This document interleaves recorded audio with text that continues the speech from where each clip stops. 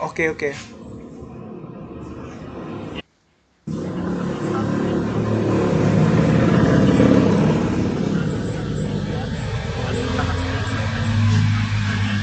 Di dalam aplikasi yang Anda review minimal 3.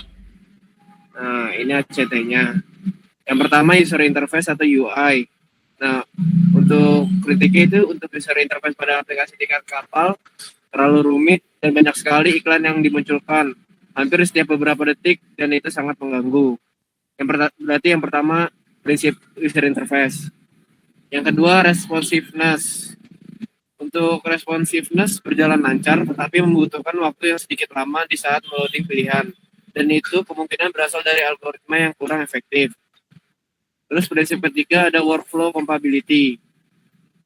Untuk workflow compatibility dalam aplikasi tiket kapal berjalan lancar, apa yang kita pilih maka itu yang ditampilkan. Terus untuk yang prinsip keempat ada produk compatibility. Untuk produk compatibility masih banyak bug seperti kota yang dituju masih belum diisi dan sebagainya. Developer belum update mengenai pelabuhan-pelabuhan dan kapal yang tersedia. Nah, itu saja penjelasan dari activity pertama.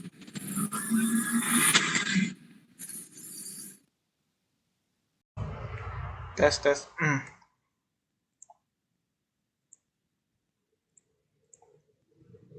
Udah kelihatan kan layar gua? Udah. Bentar.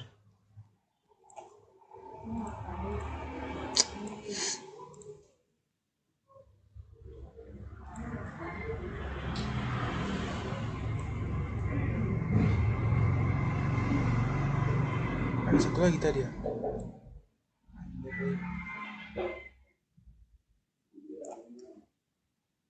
Bentar ya. Display.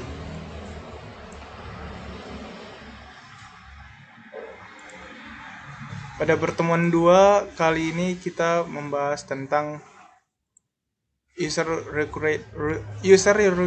user requirement. Nah, di sini dia membahas tentang card sorting. Jadi card sorting itu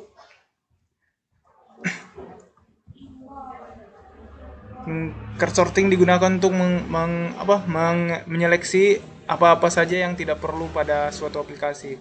Jadi bisa kita lihat di sini di tiket kapal sebelum di card sorting di reservasi tiket ada flight class, kereta api, hotel, pelni, kapal feri, bus travel, bus akap, bioskop, wisata. Lalu top up, isi ulang, isi pulsa.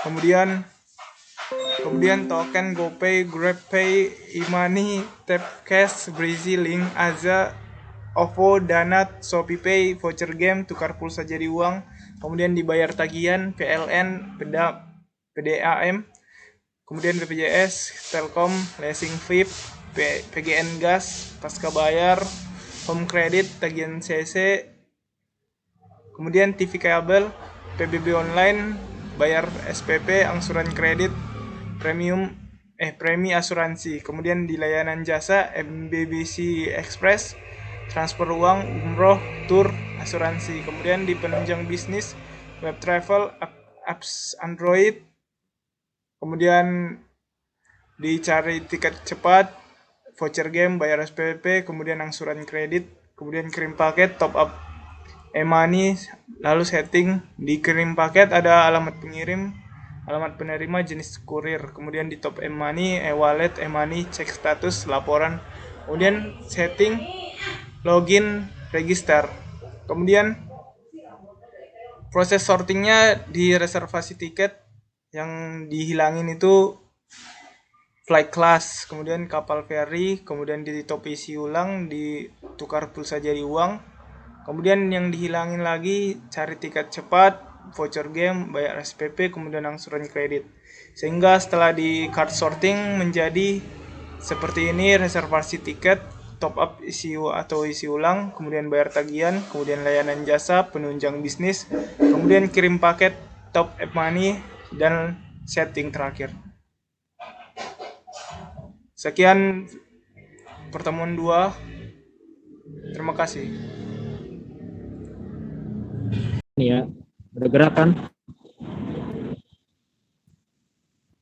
Oke, langsung ya, gue mulai ya. Record.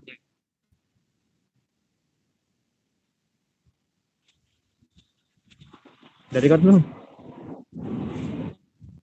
Udah, ya udah. Pada aktiviti pertemuan 3 kali ini saya akan menjelaskan tentang user apa namanya deh? User flow diagram. Jadi kita membuat user flow diagram dari aplikasi yang telah ditentukan di kelompok kita. Pada kali ini saya mendapatkan aplikasi tiket kapal. Kita ngambil contoh dari pemesanan hotel pada aplikasi tiket kapal. Yang pertama user lakukan adalah mencari hotel, maka user akan membuka aplikasi tiket kapal. Lalu user akan ditampilkan halaman home atau beranda. Dan di halaman home itu user dapat langsung memilih menu hotel atau pada aplikasi sudah ditawarkan rekomendasi hotel yang sudah dinilai baik oleh dari aplikasi tersebut. Jika user memilih menu hotel, maka user akan masuk ke menu booking hotel. Nah, pada menu booking hotel ini user akan dimintai biodata dan tanggal untuk melakukan check-in dan check-out hotel serta jenis-jenis kamar yang akan dipesan. Setelah memesan hotel, maka user akan mendapatkan form pemesanan hotel, lalu mengisi data pengunjungnya, setiap pengunjung hotel tersebut, dan jika diklik next, maka akan muncul ke dalam form pembayaran. Setelah itu, dalam form pembayaran, maka user bisa dapat melakukan pembayaran secara online melalui platform-platform yang telah disebutkan oleh Andre Wijaya tadi, seperti Link Aja, Dana, OVO, atau yang lainnya. Maka setelah dari form pembayaran, jika sudah melakukan pembayaran, maka akan tercetak bukti transaksi. Maka setelah bukti transaksi, aplikasi akan menanyakan transaksi akan disimpan buktinya atau tidak. Jika ya, maka kita akan masuk ke dalam menu riwayat transaksi. Jika tidak, kita akan langsung ke menu beranda kembali. Udah. Itu untuk yang pemesanan hotel. Dan untuk yang pemesanan tiket pesawat, seperti yang di awal dilakukan oleh user mencari tiket pesawat, user akan membuka aplikasi tiket kapal, dan pada beranda user dapat memilih menu flight, dan setelah masuk menu flight akan masuk ke menu booking pesawat. Pada menu booking pesawat ini terdapat form pemesanan kursi pesawat dan jadwal pesawat. Setelah itu user akan masuk dalam jenis-jenis jadwal pesawat dan tipe-tipe pesawat serta harganya. Setelah memilih jenis pesawat yang akan dipilih, user akan memasukkan biodata penumpang. Setelah biodata penumpang sudah selesai, maka akan masuk ke form pembayaran. Setelah masuk ke form pembayaran dan melakukan pembayaran yang sah dengan menggunakan platform-platform yang telah tersedia, maka aplikasi akan mencetak bukti transaksi. Setelah mencetak bukti transaksi, akan muncul pertanyaan simpan bukti transaksi atau tidak. Jika user memilih ya, maka akan masuk ke riwayat transaksi, menu riwayat transaksi. Jika user memilih tidak, maka akan kembali ke home atau ke halaman beranda. Dan sama hal yang serupa dilakukan pada pemesanan tiket kereta. Pemesanan tiket kereta ini hampir sama dengan pemesanan tiket pesawat pada aplikasi tersebut. Jadi ada bedanya ya. Jadi sekian presentasi yang mungkin saya dapat sampaikan pada pada CT pertemuan 3 ini. Terima kasih. Turunnya sih itu. Sudah direkam.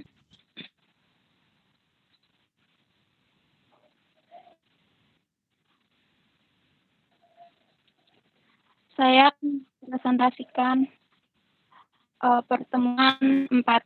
Nah, di sini tuh kita bikin mockup tampilan awal aplikasi tiket kapal. Buat bikin mockupnya kita pakai Figma. Terus di sini kita bisa klik yang udah diberi tanda oranye itu buat nambahin garis, kotak, bentuk-bentuk kayak gitu, atau bisa juga nambahin gambar PNG. Terus habis itu di sini ada kotak biru itu buat nambahin teks gitu, tulisan. Buat nentuin kayak jenis fontnya atau warna fontnya itu bisa di bagian sini, di kotak hijau ini. Terus buat gambar-gambarnya kita bisa cari di Google atau di Flaticon. Terus bisa kita masukin, terus atur sesuai sama aplikasinya. Nah, sekian aja presentasi activity 4 ini. Terima kasih.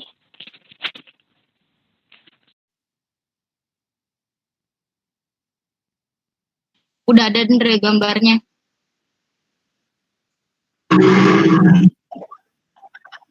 Oke. Di activity pertemuan 5 ini kita membuat mock-up dari halaman yang dilalui oleh user untuk melakukan sebuah aktivitas.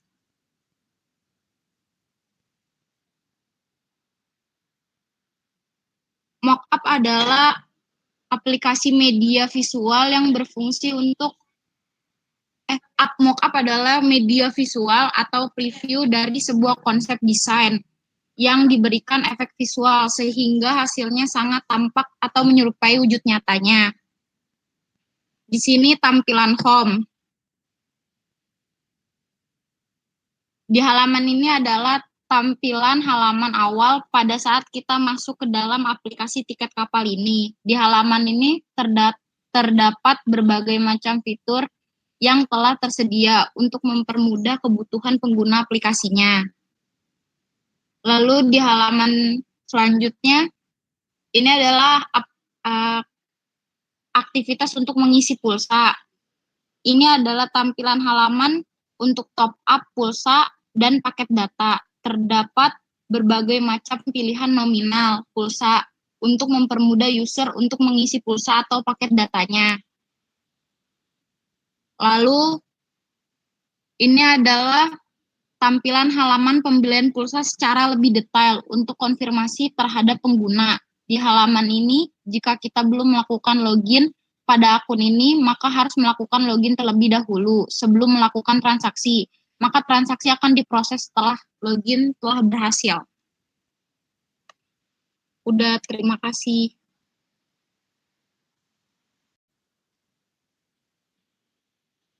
Ada Andre.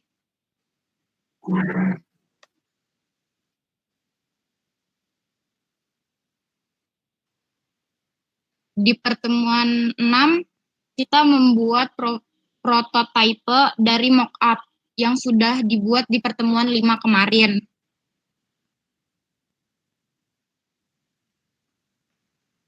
Dalam membuat desain aplikasi maupun desain website, kita tidak lepas dari kata prototipe. Prototipe adalah tahapan yang ditunjukkan untuk mentransformasi sifat-sifat abstrak dari sebuah ide menjadi lebih berwujud nyata. Prototipe sangat penting dalam desain aplikasi dan desain website, karena dengan prototipe kita dapat menguji jalannya aplikasi sebelum aplikasi itu didevelop oleh programmer. Lalu, gambar ini adalah konten yang sudah diarahkan ke halaman tujuan. Untuk membuatnya, kita hanya perlu klik konten seperti desain button, tulisan, gambar, dan lain sebagainya. Selanjutnya, tarik ke halaman yang sudah kita buat untuk menjalankan aksinya. Pada tahap akhir, yaitu siap untuk menjalankan prototipe yang kita buat. Untuk menjalankan prototipenya, kita bisa play. Nanti setelah di-play, hasilnya seperti ini. Makasih. Dendre.